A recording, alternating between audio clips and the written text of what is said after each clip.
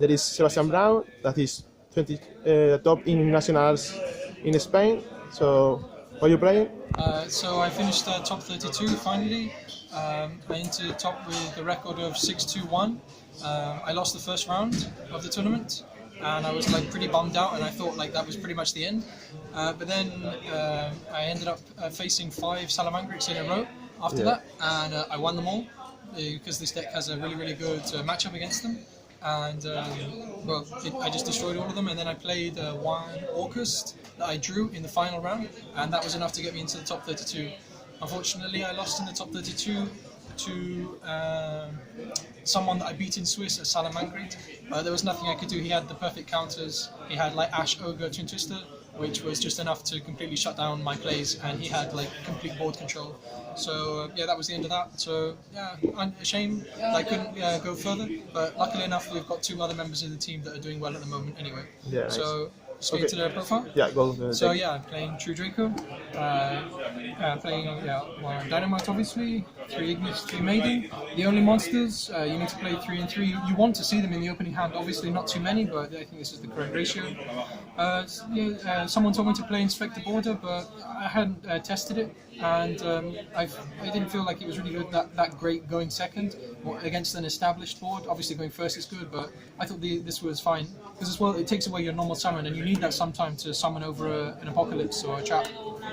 Okay. That's it for the monsters. For spells, obviously 3 Diagram, 2 Terraforming to search it. Some people cut like 1 Terraforming or something because they don't want to see too many, but nah, it's fine. You need to play consistency. The spells, the 3 effects of all the spells are broken. 3 Duality.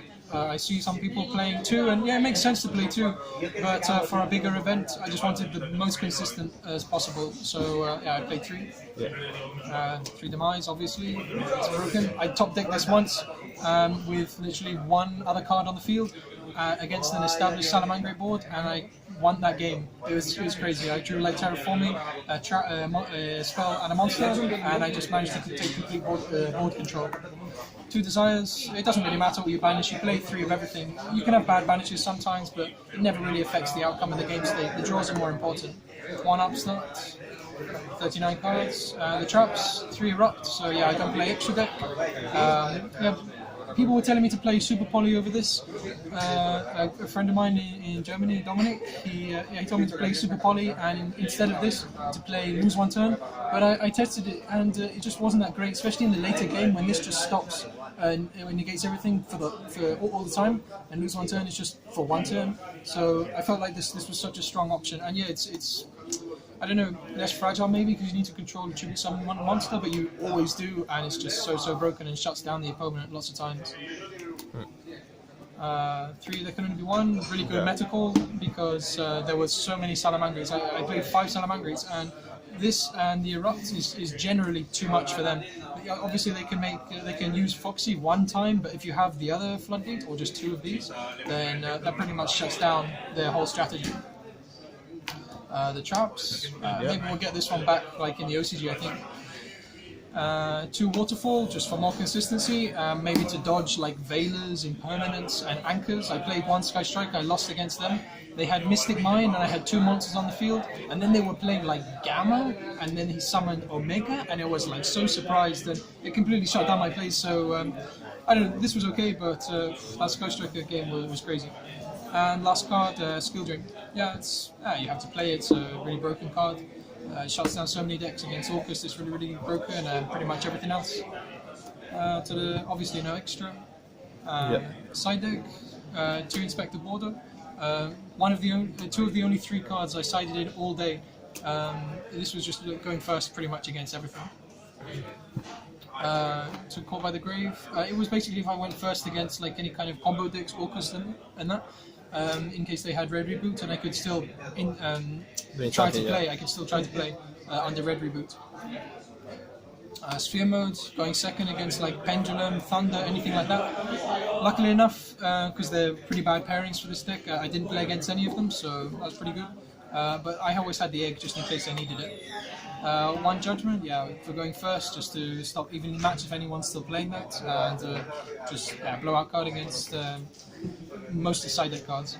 Yeah, this is pretty nice, like my tech. Unfortunately, I can only play one, but it's really good. It negates all the effects in like grave and banished monsters, so against Orcus, it's like they can't use any of their monsters. So yeah, really broken. I drew it once. I had this and inspect the border, and I thought, okay, I win, complete lockdown. Unfortunately, he had the dynamite to the Prankatops. Yeah, the Dino Wrestler Prankatops to attack over the inspector border and then just destroy this. So it was a really good counter. I didn't see that coming, but no, in theory, it's a really good card. Didn't side these all day. I didn't really know what to play on the side, honestly. I felt like you don't really side too many cards in with True Draco anyway, because you can't take out your consistency cards, and good cards in here are good against everything anyway. Maybe against the mirror match, you could take some cards out, but yeah, this was there in case I needed it, but I didn't really play any rogue all day.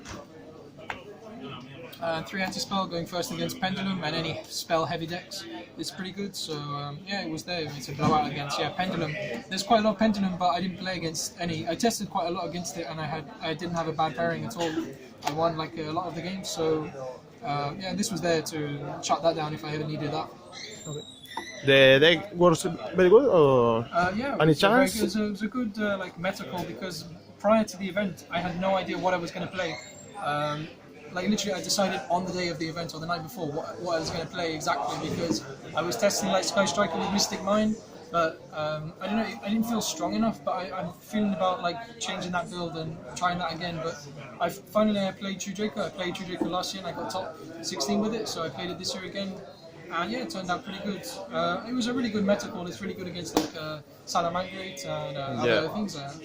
It's still just a really good deck. I mean, it's not the best deck ever, obviously, because it loses to side deck cards, unfortunately. But it's always going to be there if you need a deck just to hop on when the meta's undefined. And I was going to play Salamangreat as well, but there were so many mirror matches. I wasn't keen on playing mirror matches all day and just losing because I didn't have Gazelle or something. So yeah, I was happy with the deck. You pretty much always can at least attempt to play. You always have a monster on the field, something like that. So it's consistent and powerful, and everything a deck really needs to be. So yeah, thanks for the profile. And I'd like to shout out our sponsors. So Card Market, Your Playmat, and Ateneo Comics, and our new sponsor, Ultra Pro. They gave us like these really nice boxes and dividers, and they gave us so many other things like binders and even bags, and so many things. So yeah, thanks a lot to them, and yeah, thanks for the profile. Okay, thank you and congratulations. Bye.